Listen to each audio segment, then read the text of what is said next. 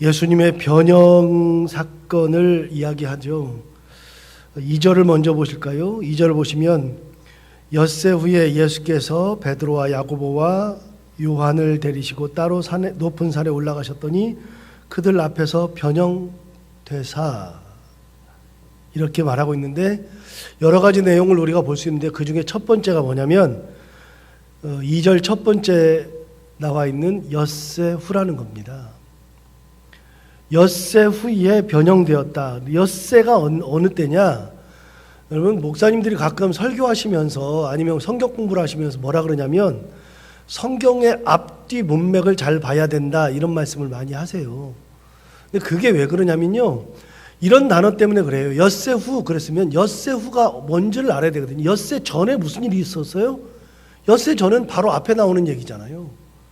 그러니까 앞에 나오는 이야기가 있었고 6일이 지났다, 그 말이거든요. 그러면 앞에 무슨 일이 일어났느냐? 그게 바로 8장 27절부터 나오는 베드로의 고백, 그리고 그것에 이은 예수님의 십자가, 고난, 죽음, 부활, 이거 얘기죠. 그러니까 이미 6일 전에 가이사랴 빌립보 지방에서 예수님께서 거기 가서 제자들에게 물었잖아요. 사람들이 나를 누구라 하디? 그랬더니 더러는 엘리야라고 합니다. 더러는 선지자 중에 한 명이라고 그럽니다. 더러는 그냥 어떤 선지자라고 이야기합니다. 그랬더니 예수님이 뭐라 그러냐면, 그러면 너희는 나를 누구라 하느냐? 그걸 물으셨다고 그랬잖아요. 그러니까 그 가이사랴 빌립보라고 하는 지방은 여러분이 머릿속에 이제 예수님의 이 고백을 받았을 때, 주는 그리스도시요 하나님의 아들입니다, 이 고백을 받았을 때 이 지역이 어딘지 알아야 되고요. 가이사랴 빌립보. 가이사랴 빌립보라는 것을 알기도 하지만 또 한 가지는 가이사랴 빌립보가 어떤 곳인지를 꼭 알아야 돼요. 거기는 어떤 곳이냐면 만신이 있었던 곳이라고 그랬잖아요. 만신이 있었으니까 신이 엄청나게 많아요. 그리고 거기는 만신전이 있어요. 그래서 거기는 제사를 드릴 때 어떻게 드리냐면 어떤 특정한 신을 놓고서 제사를 드리지 않아요. 그러면 어떻게 드리느냐? 특정한 신이 아니라 모든 신에게 드리는 그런 제단이 있어요. 그만큼 많은 사람들이 모든 것을 다 신이라고 이야기해요. 모든 것을. 거기서 물어보는 거예요. 사람들이 나를 누구라 하더냐? 그랬더니 엘리야라고 합니다. 선지자 중에 한 명이라고 합니다. 그랬을 때 예수님께서 물었어요. 너희들은 나를 누구라 하느냐? 그랬을 때 베드로가 나서서 주는 그리스도이십니다. 오늘 그 마가복음에는 주는 그리스도이십니다.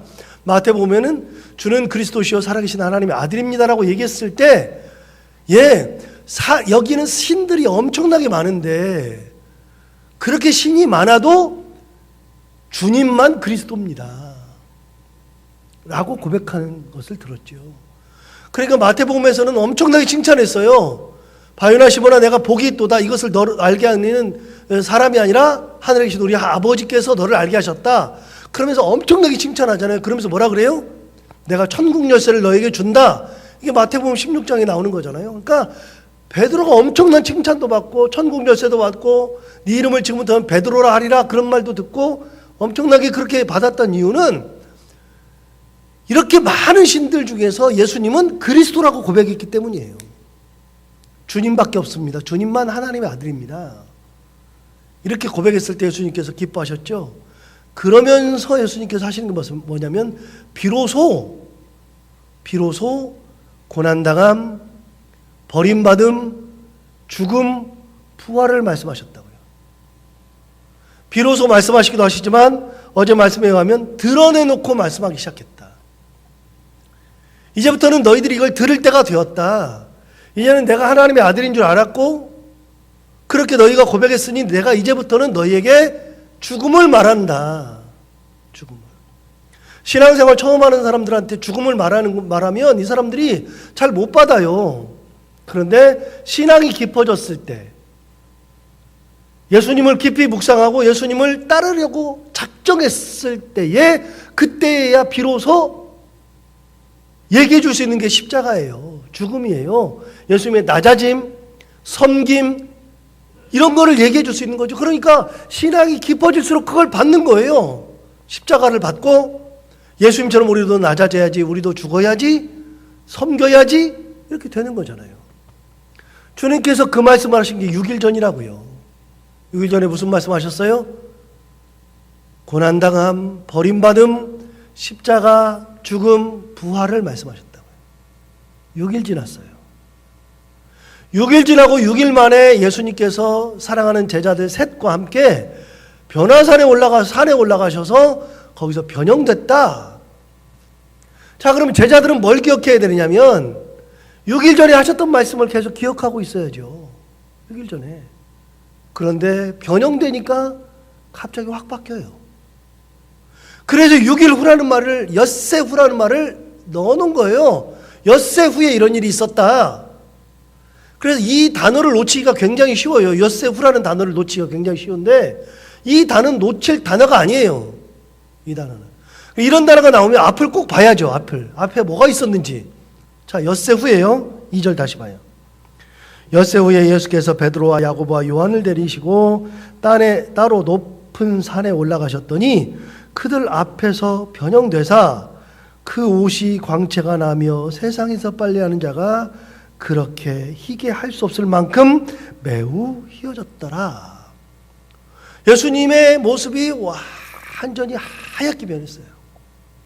광채가 나요. 이 광채가 난다고 하는 것은요, 이게 보통이 아니에요. 보는 순간에 압도되는 것이 광채예요. 옷이 하얗게 변했다는 거예요. 빛이 막 나요. 옷에서 빛이 나고 몸에서 빛이 막 나죠. 그러니까 제자들이 그걸 볼 때 예수님의 영광을 보는 거예요. 영광을. 예수님의 영광. 예수님 대단한 분, 이걸 보고 있었죠. 자, 예수님이 영광 중에 나타나셨어요. 4절. 이에 엘리야가 모세와 함께 그들에게 나타나 예수와 더불어 말하거늘. 예수님은 이미 광채가 나면서 옷에 빛이 나면서 대단한 영광의 모습을 나타냈을 때 제자들이 깜짝 놀랐는데 여기에 더하여서 어떤 일이 벌어지느냐? 엘리야와 모세가 같이 나타나서 예수님과 대화를 했다. 여러분, 엘리야와 모세가 나타난 것은 잘 알고 있는데 예수님의 광채가 나고 옷이 희어지고 그거는 알긴 아는데 제대로 잘 몰라요. 그런데 굉장히 중요한 것은요, 예수님 몸에서 광채가 난다는 것이 진짜 중요한 거고요. 두 번째는 엘리야와 모세가 나타나서 예수님과 대화를 했다. 베드로와 야고보와 요한이 딱 보니까 예수님에게서 그런 모습이 딱 나타나는 거예요. 그러니까 엘리야와 모세가 나타나는 순간에는 완전히 뒤집어지죠. 왜요? 엘리야와 모세는 구약을 상징하는 거다 그랬잖아요. 구약을 상징하는 거. 선지자의 대표 엘리야, 율법의 대표 모세, 그러니 구약을 상징한다고 몇 번 말씀드렸어. 그래서 신약 성경을 읽을 때 율법과 선지자의 강령, 그러면 율법과 선지자라는 표현이 나오면 전부 다 구약 성경을 의미한다 그랬잖아요. 그런데 율법과 선지자의 강령, 그랬는데 율법과 선지자의 대표인 엘리야와 모세가 나타났으니 구약을 나타내는 거예요. 대단한 거죠. 여러분, 우리는 지금 예수님이 어떤 분인지를 정확하게 알고 있고 예수님이 가장 귀하다는 것을 알지만 당시에 예수를 따라다니고 있던 제자들은요, 예수님에 대해서 잘 몰라요. 언제 제대로 알아요? 옛날에도 말씀드렸어요. 언제 제대로 알아요? 성령 받고 난 다음에. 예수님이 돌아가시고 부활하신 다음에도 잘 몰랐다가 예수님 승천하시고 성령 받고 난 다음에 예수님에 대해서 정확하게 알기 시작했어요. 그러니 지금 예수님을 따라다니는 이 순간에 예수님을 정확하게 잘 모르죠. 그러면 제자들의 눈에는 예수가 귀해요? 엘리야나 모세가 귀해요? 엘리야나 모세가 더 귀해요. 그들이 보인다고요. 그런데 그의 상황에 예수님마저도 흰옷을 입어서 변형됐어요. 자, 제자들의 눈이 온통 어디가 있어요? 그 모습에 딱 가 있잖아요. 자, 다시 한번요, 복귀해요. 6일 전에 무슨 일이 있었어요? 6일 전에 예수님은 죽음에 대해서 말씀하셨어요. 내가 죽는다 말씀하셨죠. 그런데 제자들이 6일 동안 굉장히 비통해 있지 않겠어요? 그 6일 전에 어떤 일이 있었냐면 내가 죽는다, 십자가다, 부활한다 이렇게 말했을 때 베드로가 얘기했어요. 베드로가 뭐라 그랬냐면 주님 무슨 말씀이세요? 뭘 죽어요? 죽다니 무슨 말이에요? 그랬더니 예수님한테 혼났잖아요. 네가 사람의 일을 생각한다. 사탄은 내 뒤로 물러가라. 그렇게 말씀하신 적 있잖아요. 사람의 일 생각하지 말아라고 호통받았던 적이 6일 전이에요. 그러면서 뭐라 그래요? 누구든지 나를 따르거든 자기 십자가를 지고 나를 따를 것이니라. 누구든지 죽고자 하면 살고자 하면 죽을 것이요 죽고자 하면 살 것이라. 누구든지 다른 사람을 섬겨야 된다. 누구든지 계속 말씀하셨던 적이 6일 전이라고요. 그게 굉장히 강렬한데 더 강렬한 게 제자들 눈에 보이니까 어떻게 돼요? 현혹되잖아요. 다 잊어버렸잖아요. 5절 보세요. 베드로가 예수께 고하되 랍비여 우리가 여기 있는 것이 좋사오니 우리가 초막 셋을 짓되 하나는 주를 위하여 하나는 모세를 위하여 하나는 엘리야를 위하여 하사이다. 여러분 보세요. 거기에 살제예요. 예수님 얼마 있으면 십자가 진다 그랬어요?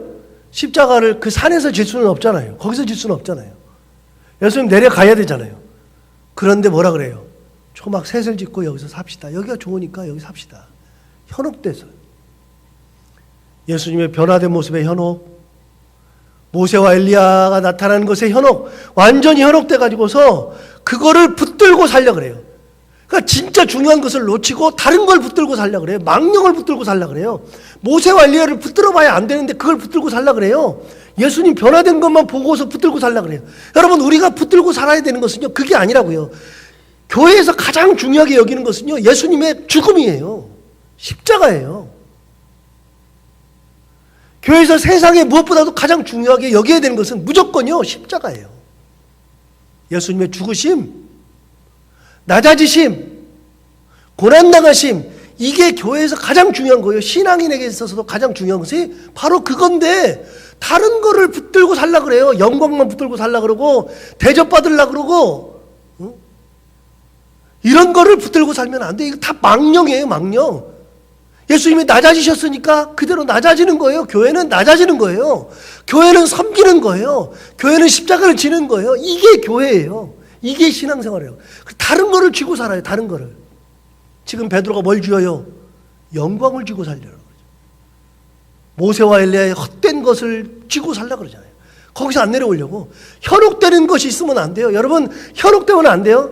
학생들이 다른 거에 현혹되면 안 돼요. 학생들은 뭘 쥐고 살아요? 공부를 쥐고 살아야죠. 학생들이. 그걸 안 쥐고서 학생들이 맨날 손에다 핸드폰만 쥐고 사니까 안 되잖아요. 공부하면서도 맨날 이래요. 맨날.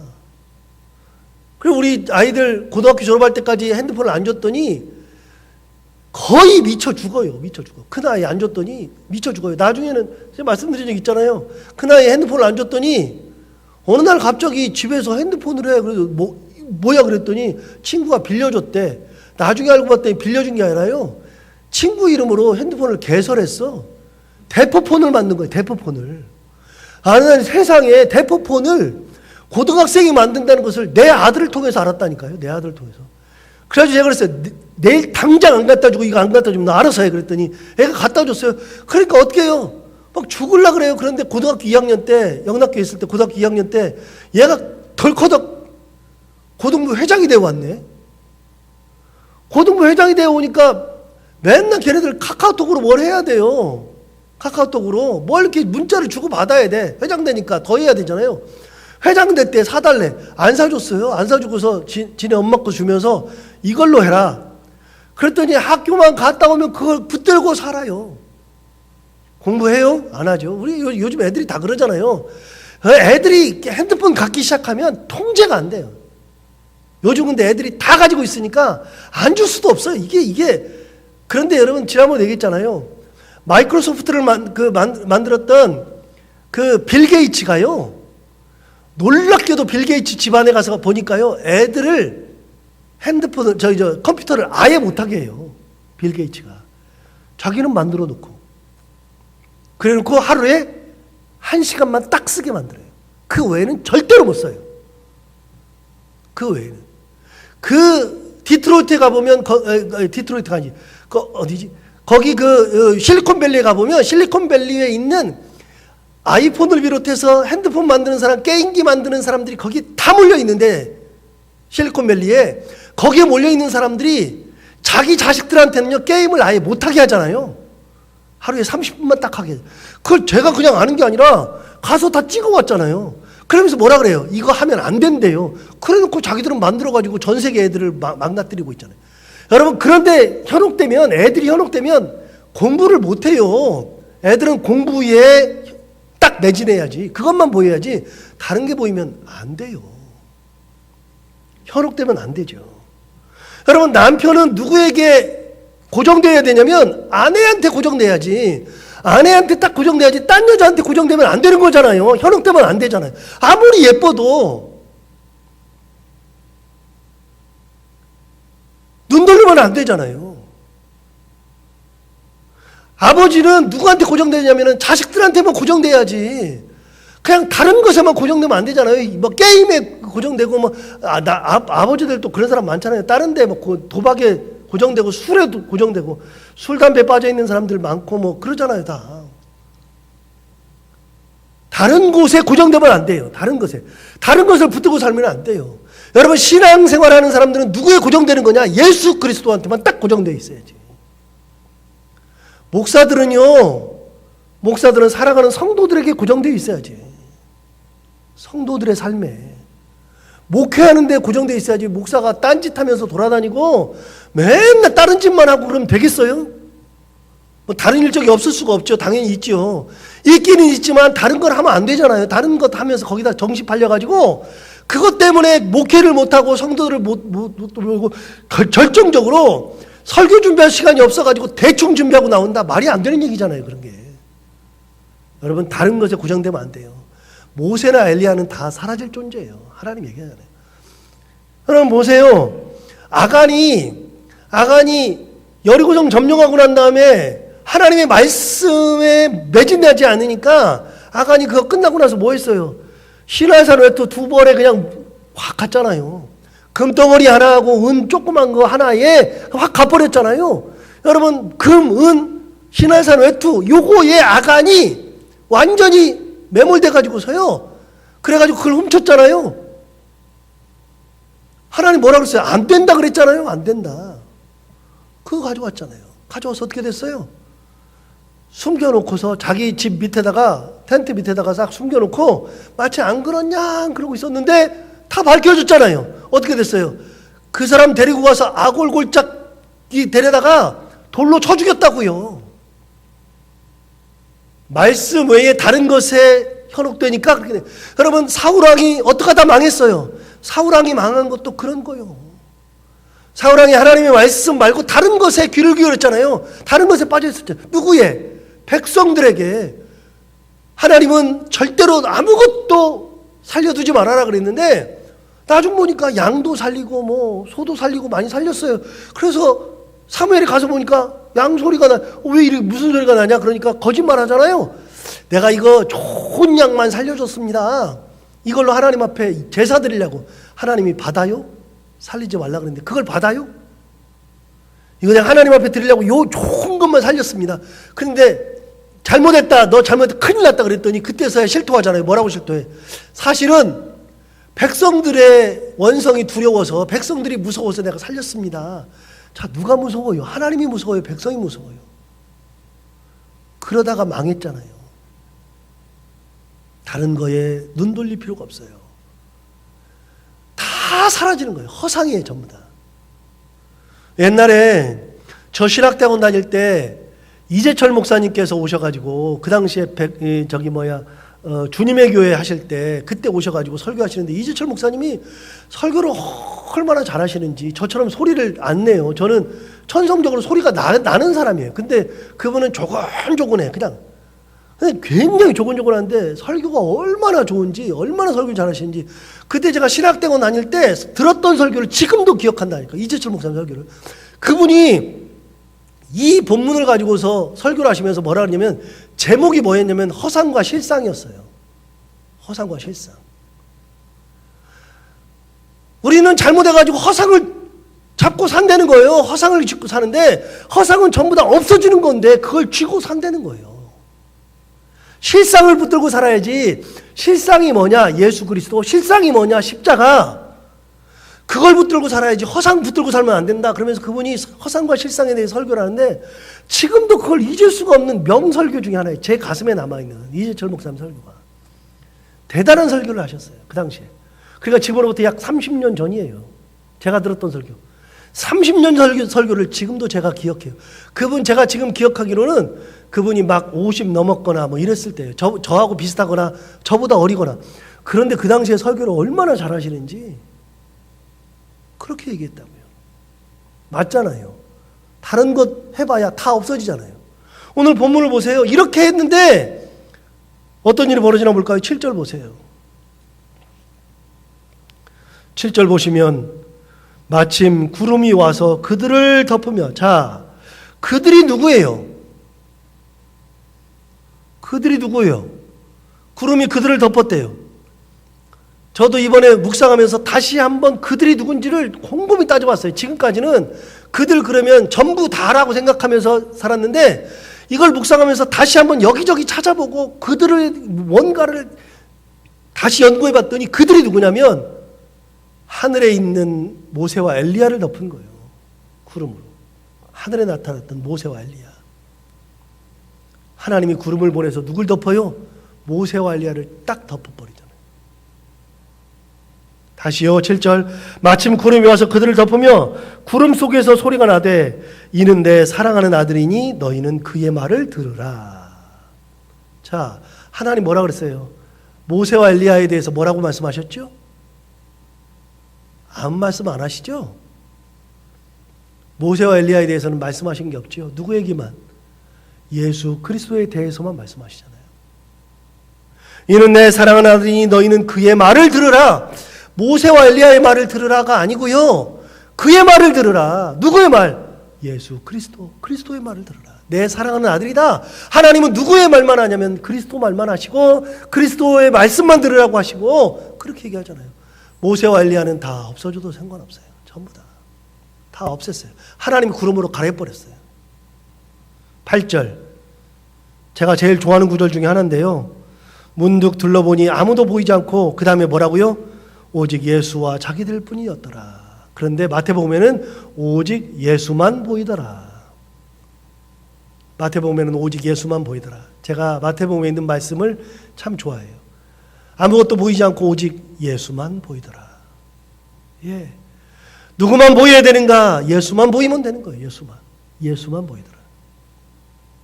현혹되는 거 싹 다 걷어내야죠. 내 앞에 현혹되는 것들, 신앙생활하면서 다른 것에 현혹되는 것 다 걷어내고 오직 우리는 누구만 보고 사느냐? 예수. 그리고 예수님의 십자가, 죽음. 이걸 보고 사는 거다. 자, 9절 보세요. 그들이 산에서 내려올 때 예수께서 경고하시되 인자가 죽은 자 가운데서 살아날 때까지는 본 것을 아무에게도 이르지 말라. 변화산에서 본 거 아무것도 말하지 말래요. 왜요?